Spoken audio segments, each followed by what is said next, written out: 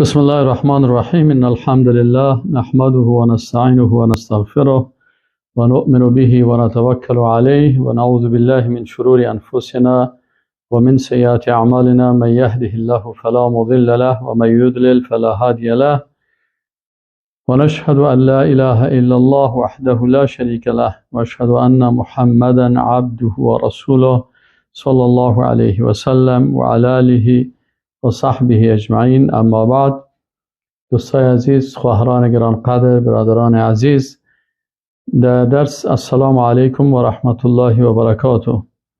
در درس نهم ما و شما کلمه توحید لا اله الا الله را درباره ازی بحث میکنیم که اول تعریف کلمه توحید لا اله الا الله است. کلمه توحید هی قول لا اله الا الله. علما میگن که کلمه توحید ای گفتن لا اله الا الله هست و هذا متفق علیه. میگه این امر است که بالای همگی اتفاق دارن و هذا و خب علیه دیگه این کلمه که است میگه جاء تفسیرها فی الكتاب و سنه، یعنی تفسیرش در کتاب و سنت آمده هست. خب دیگر علما هم میگن که و الزمهم کلمت التقوی، ایره کلمه تقوا هم میگن که عبارت از لا اله الا الله هست. و علما همه اتفاق به این سخن دارن. و دلایل کلمه توحید چی است؟ دلایل توحید کلمه لا اله الا الله هم در قرآن ثابت است و هم در احادیث رسول الله صلی الله علیه و سلم. در آیت قرآن سوره محمد آیت 19 الله متعال میگه فعلم انه لا اله الا الله. پس علم حاصل بگو که که انه لا اله الا الله.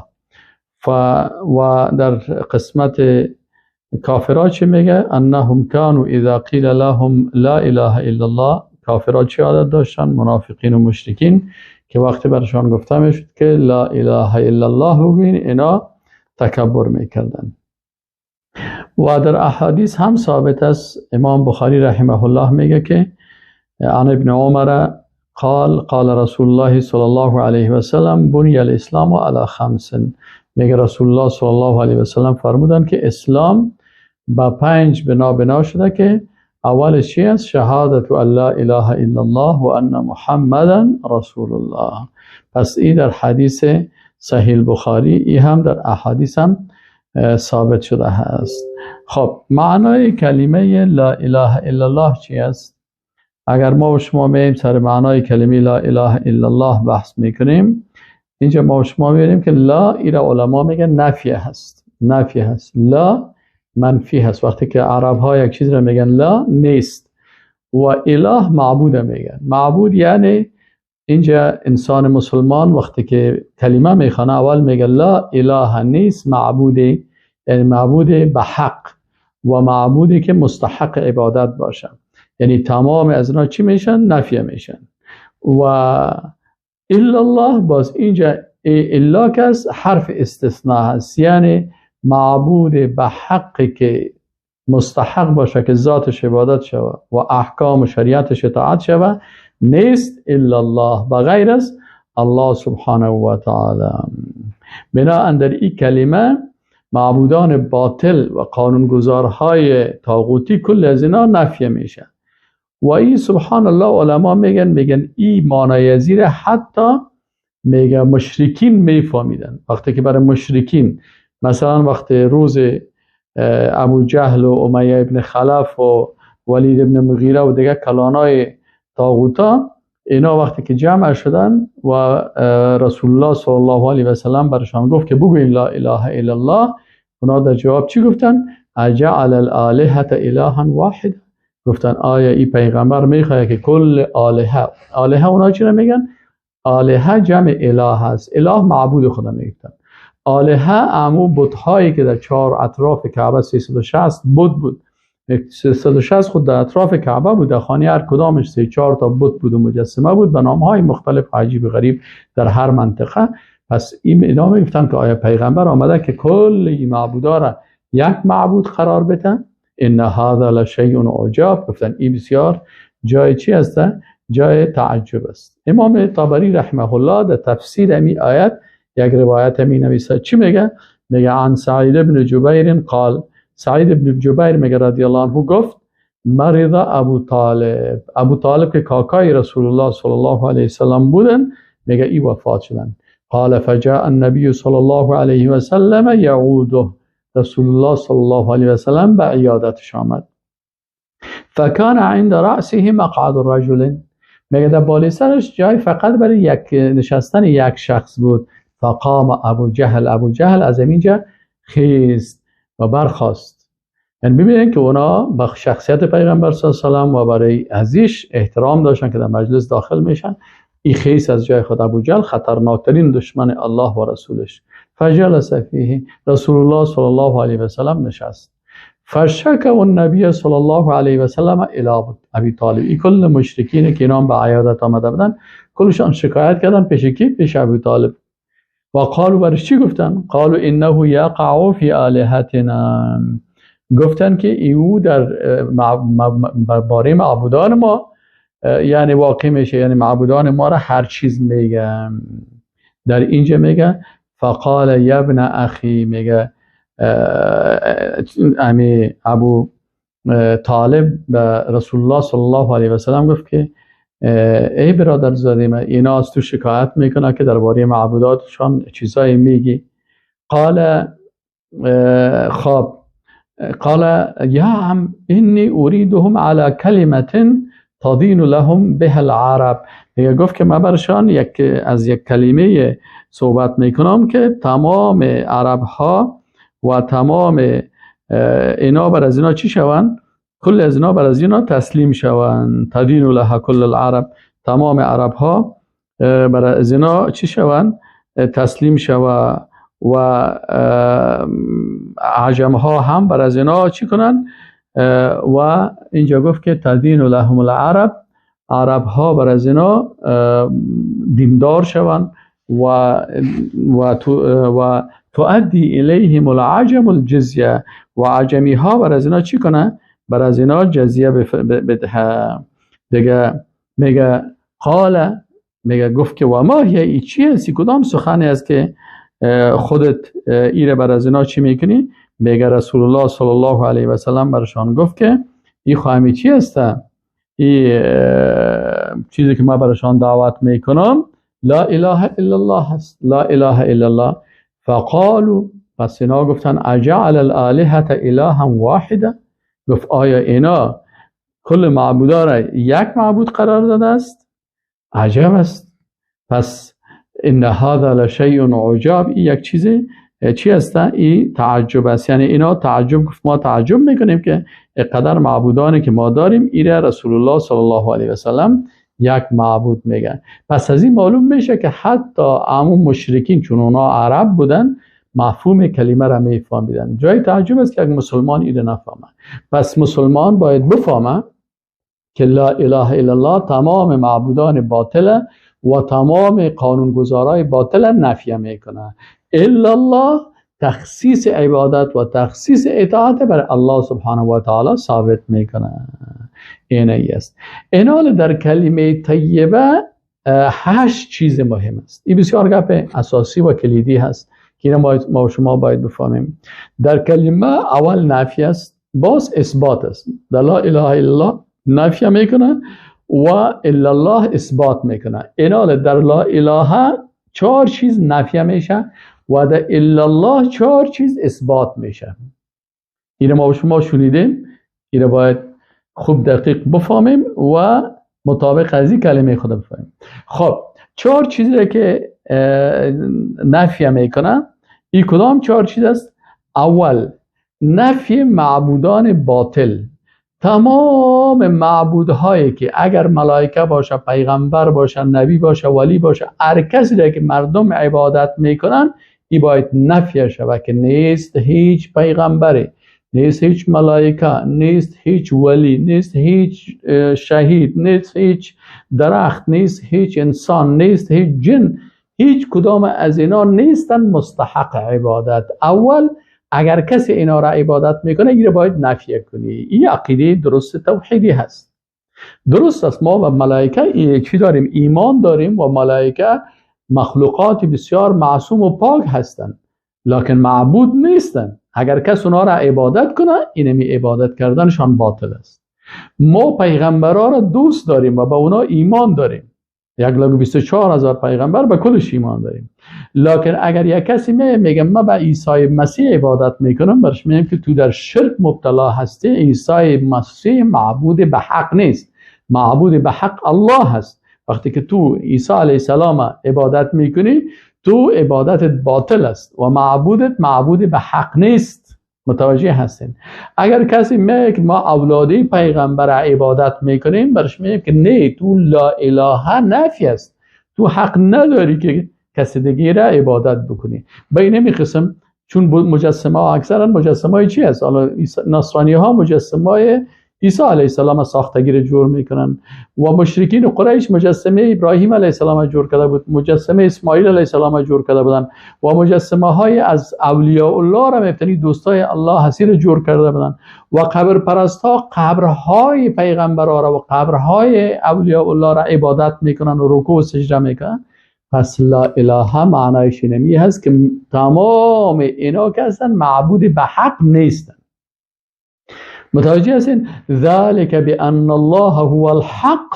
الله متعال میگه الله معبود به حق است و چیزی که اونا عبادت میکنن او چی است؟ باطل است، معبود حق نیست. پس انال اول در کلمه طیبه چی است؟ نفی معبودان باطل است. وقتی که معبود حق نشد، معبود چی شد؟ باطل شد. یعنی صلاحیت عبادت اینا ندارن که برشان عبادت شوند. از این خاطر و اذ قال ابراهیم لابیه و قومه، ابراهیم علیه السلام به پدر خود و به قوم خود چی گفت؟ اننی براء مما تعبدون. از تمام معبودان باطل شما من براءت خود اعلان میکنم، من از او بیزار هستم. پس انسان مسلمان اول باید معبودانی که باطل هستن اونا را غیر مستحق عبادت بدانن، اونا را غیر مستحق عبادت بدان و غیر مستحق اطاعت بدانن. این اول شد. دوم چیزی که در کلمه طیبه لا اله الا الله نفی میشه، ما گفتیم 4 چیز نفی میشه. اول معبودان باطل نفی باید بکنی، لا اله. دوم چی نفی میشه؟ نفی طاغوت ها میشه.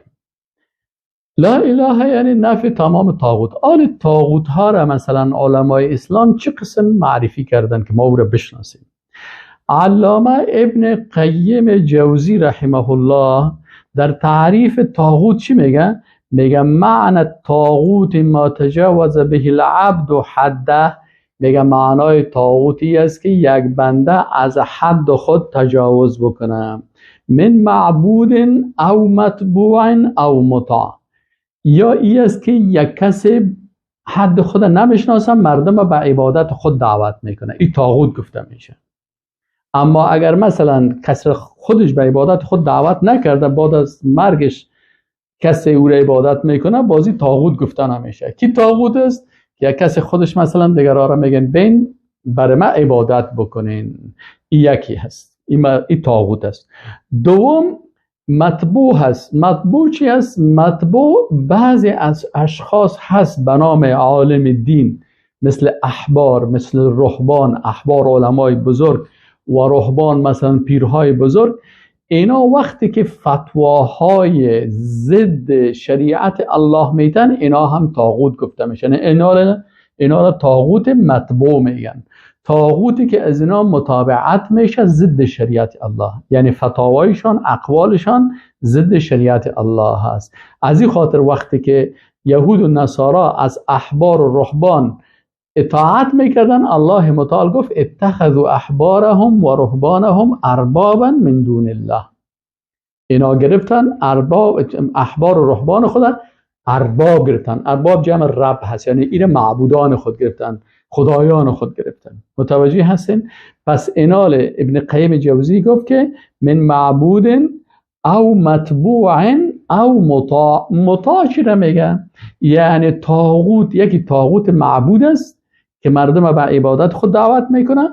دوم طاغوت متبوع هست که فتاوای غلط میده و مردم از فتاوای ازی اطاعت میکنن، مثل احبار و رهبان یهود و نصارا و مثل علمای درباری ما و شما که ضد قرآن و ضد سنت و ضد شریعت الله اینا چی میکنن؟ فتوا میتن. پس این هم باید نفی شود. سوم طاغوت او مطاع چی را میگن؟ مطاع یعنی پادشاه ها، رئیس جمهورها، پارلمان ها، قانون سازها، کسایی که قانون میسازن ضد شریعت الله. اینا کسی که لا اله الا الله میگه، لا اله، معبودان باطل هم نفی شد، طاغوت ها هم نفی شدن. طاغوت ها کدام کسا بودن؟ کسایی که مردم به عبادت خود دعوت میکنن، ایره طاغوت معبود میگه. طاغوت متبوع چی میگن؟ که متابعت میشه در فتوایش، سخن میگه ضد شریعت الله و مردم از اون متابعت میکنن، احبار و رهبان و علمای درباری. اینا باید نفی شود. و سوم طاغوت مطاع کدامی که میگن؟ طاغوتی که او اطاعت میشه. چه قسم اطاعت میشه؟ قانون جور میشه، مثلا قانون امریکا جور میشه، قانون فرانسه جور میشه، قانون انگلیس جور میشه، قانون ملل متحد جور میشه، قانون قومی جور میشه، قانون مثلا اقوام مختلف قوانین مختلف دارن. اینا هر کسی که قانونش ضد شریعت الله هست ایره طاغوت مطاع میگن و از اون شخص اطاعت میشه. میشه در لباس یک رئیس جمهور بیه، میشه در لباس یک پادشاه باشه، میشه در لباس یک سردار باشه، میشه در لباس یک رئیس قوم باشه، میشه یک بزرگ باشه، ای باشه. پس دوم چیزی که نفی میشه نفی طاغوتا. در کلمه طیبه 4 چیز باید نفی کنیم. اول نفی معبودان باطل، دوم نفی طاغوت ها، سوم چیزی که در کلمه طیبه نفی میشه انداد است. فلا تجعلوا لله اندادا، همراه الله شریک نگیرین. در مورد انداد علما چی میگه؟ میگه ما جذبک، یک کتاب هست به نام الجواهر المضیئه، در اینجا یه عالم چی میگه؟ ما جذبک عن دین الاسلام، هر چیزی که تو را از دین اسلام جذب کرد، هر چیزی که تو را از اسلام روی تا دور میته، من اهل، اگر اعضای خانواده است، او مسکن یا خانه هست، او عشیرت یا قوم است، او مال یا مال است، فهو ند، این میگن ند گفته میشه که جمعش انداد است. پس انداد تنها بتها نیست، او را ما شما نفی کردیم، معبودای باطل و قانونگذاران، لکن در انداد دیگه چی شامل میشن؟ یعنی کسایی است و من الناس من یتخذ من دون الله اندادا یحبونهم کحب الله، بعضی مردم، بعضی اشخاص، بعضی مخلوقات اینا انداد میگیرن، اینا را قد دوست میداشته باشن مثل دوستی الله. باید اینا را نفی بکنی، اینا را تحت تاثیر از اینا نری.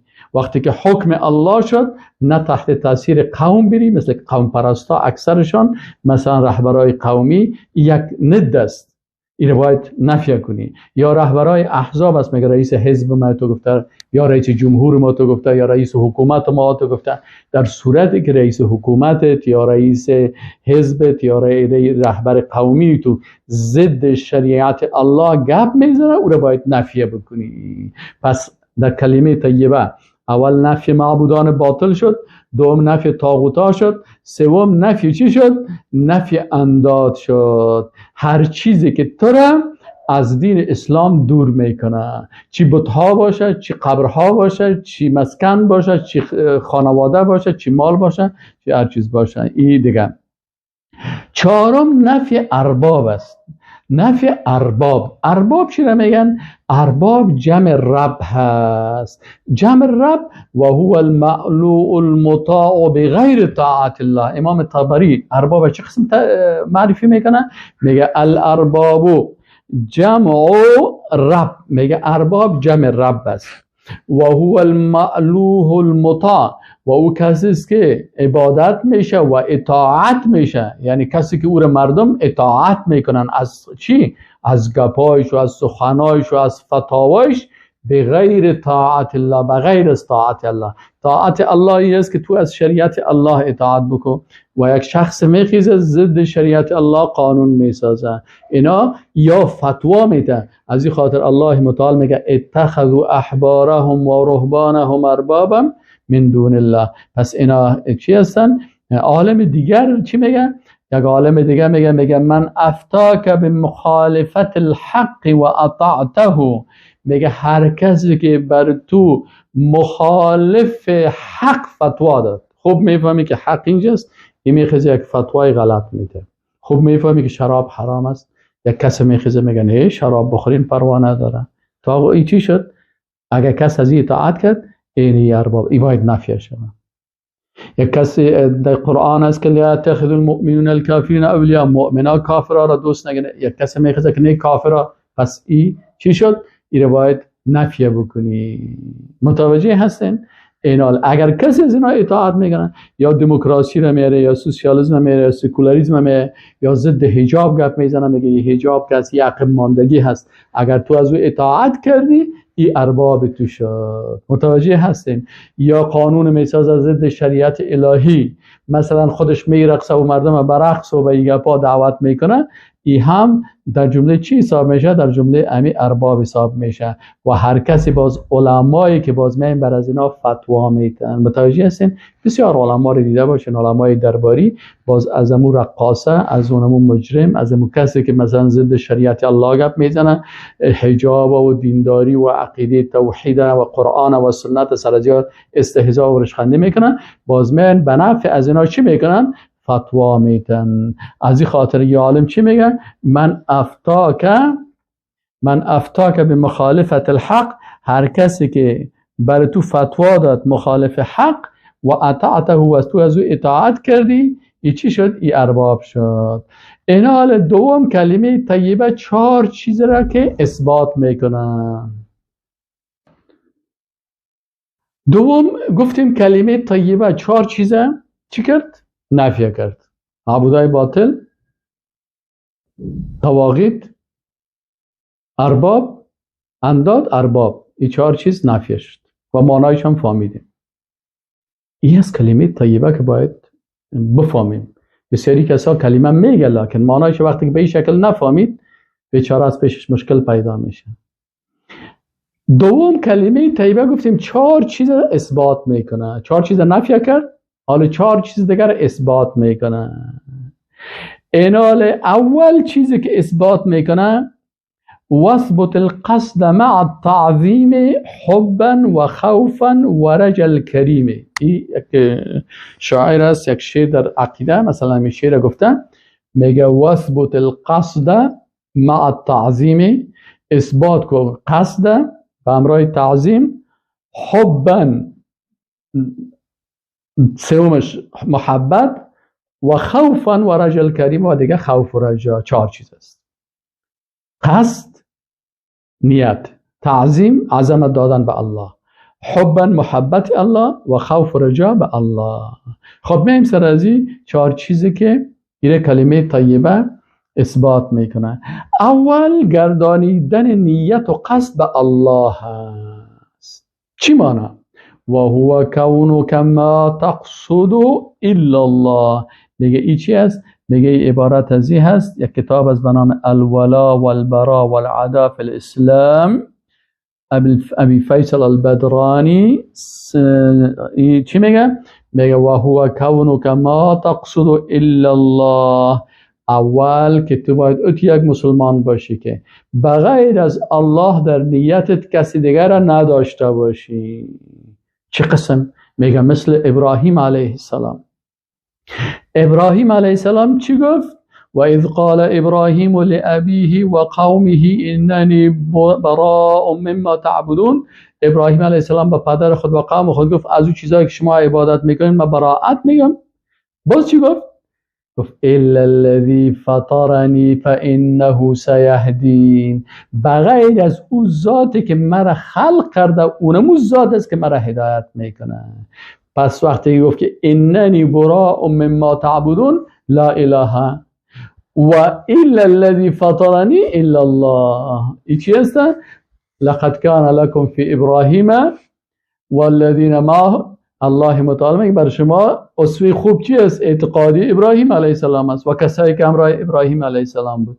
پس اینجا هست که اول چیز را که اثبات میکنی چی است؟ بازی که 4 چیز نفی کردی، 4 چیز از مغزت کشیدی، 4 چیز کشیدی. معبودان باطل نفی کردیم، ما به هیچ کسی عبادت نمیکنیم بغیر از الله، معبودان باطل نفی شد. قانون هیچ کس را نمیپذیریم بغیر از شریعت الله، قوانین و طاغوتا را نفی کردیم، انداد هم نفی کردیم و ارباب هم نفی شد. آمدیم اول چیزی که ثابت میکنه که قصد کی باشه؟ الله باشه. الا الله، یعنی معبود به حق و ذاتی که اطاعت میشه و عبادت میشه الله هست و ذاتی که تعیین میکنه بر ما احکام شریعت الله هست. اینجا نیت انسان بغیر از الله به کسی دیگه نباشه. این اول ای هست. والحی لا اله الا هو فادعوه. قرآن الله متعال چی میگه؟ فادعوه مخلصین له الدین.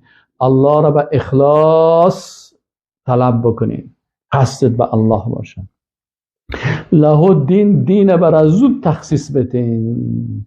دین الملک چی را میگه؟ قانون ملک. برای الله دین الله چی است؟ شریعت الله هست. یعنی شریعت مخصوص الله بساز و عبادتت مخصوص الله بساز. ایره چی میگن؟ ایره که مثلا انسان قصد و نیت خدا جور میکنه. اول چیز در کلمه میره ثابت میکنه که انسان ولا لا تقصدن سوى الاله الاحد. میگه یک شاعر موحد چی میگه؟ میگه قصد نکو بغیر از الله که ذات یگانه هست. فی الذبح و فی النذر عن ذا لا تحد. در ذبح کردن، در نذر کردن به استغف، نذرم به نام الله بکن، فقط ذبح هم به نام الله بکن. سب عبادت ها را به استغف، به الله استغاثه بکن. وقتی که دست دعا و سختی ها آمد، یا الله به تو عذر خدا و عاجزی خدا و درد خدا و مرض خدا و مشکل خدا بیان میکنه، به الله استغاثه بکن. این واستمسک بحبله المتین لا تشرک. فقط به حبل متین بگی، به امرای الله کس را شریک نساز. پس وقتی که انسان قصد خدا الله ساخت، در قصد و نیتت که 100% الله بود که کل عبادت ها را برای الله میکنم، اینجا باز چی از بین میره؟ شرک از بین میره. شرک وقتی که از بین رفت، شرک هم از بین میره، ریا هم از بین میره، این کلش از بین میره. پس اول چی هست؟ قصد و نیت ما فقط الله باشه. این کلمه الا الله اثبات میکنه. دوم، اثبات تعظیم الله سبحانه و تعالی و هو العلی العظیم. عظمت باید برای الله بدی. کسی دیگه عظمت دیگرها مخلوقات هستند. ذات با عظمت که رسول الله صلی الله علیه و سلم برش رکوع و سجده میکرد و صحابه رکوع و سجده میکردن، تمام پیغمبران رکوع و سجده میکردن و تمام ملائکه بر از رکوع و سجده و عبادت میکردن و تعظیم هستن. هیچی هستن؟ فقط کل ذی عظمت برای الله متعال داده میشه. امام طبری چی میگه؟ میگه العظیم ذو العظمه. عظیم ذات است که دارای عظمت است. الذی کل شیء دونه، او ذاتی که تمام مخلوقات پایین‌تر از او هستند. فلا شیء اعظم منه، هیچ چیزی از او کده عظیمتر نیست. او الله سبحانه و تعالی است. فعظم المحبوب عند یسر ولا تولى عنه اوان عسر. فعظم المحبوب، پس ذاتی که محبوب تو از صورت دوزداری او را عظمت بده، هم در وقت خوشحالی و هم در وقت سختی. امام ابو داود رحمه الله چی روایت میکنه؟ میگه عن حذیفه بن الیمانی، عن حذیفه بن الیمانی، میگه حذیفه پسر یمان میگفت انه سمع رسول الله صلی الله علیه و سلم، که میگه ای از رسول الله صلی الله علیه و سلم شنید که یقول میگفت اذا رکع، وقتی که رکوع میکرد، سبحان ربی العظیم، پاک است رب ما که او بسیار ذات با عظمت است. 3 مرات، 3 مرتبه اینه چی میگه؟ 3 مرتبه میگفت. و اذا سجد، و وقتی که سجده میکرد قال میگفت سبحان ربی الاعلی 3 مرات، 3 دفعه میگفت سبحان است، پاک است رب ما، پروردگار ما که بسیار بلند مقام و بلند منزلت هست. اینه پس این تمام نبیین، صدیقین، شهدا و صالحین این به عظمت یاد میکنن. پس چی شد؟ پس نیت خدا و قصد خودت به الله جور کردیم. دوم، عظمت الله را در قلب خود و در زبان خود و در عبادت خود داشتیم. سوم، اثبات محبت میکنه. والذین آمنوا اشد حبا لله، یعنی دیگرها محبت مخصوص کی میشه؟ الله میشه، که در محبت الله، در مقابل محبت الله که هر کسی قرار گرفت او را نفی بکنیم. باید محبت از الله باشه. وقتی که الله را دوست داشتی، باز پایانتر از او دوستای الله را دوست می داشته باشیم. چهارم، اثبات خوف و رجا هست که از الله بترسی. و این یمسسک الله بدر فلا کاشف له الا هو و این یمسسک بخیر فهو علی کل شیء قدیر. یعنی خوف و رجا، از الله بترسی و به الله امیدوار باشی. یعنی انسان مسلمان مثل چی وارث ابن قیم جوزی رحمه الله میگه انسان مسلمان مثل یک پرنده واره هست که سرش محبت است، یک بالش خوف است، یک بالش رجا هست.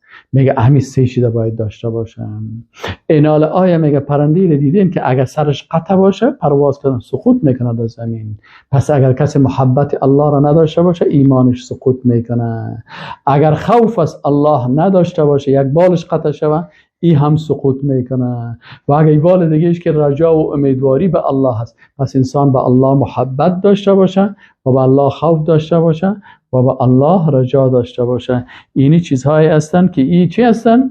اینا مربوط میشن به چی؟ به 4 چیزی که در کلمه طیبه نفی میشه.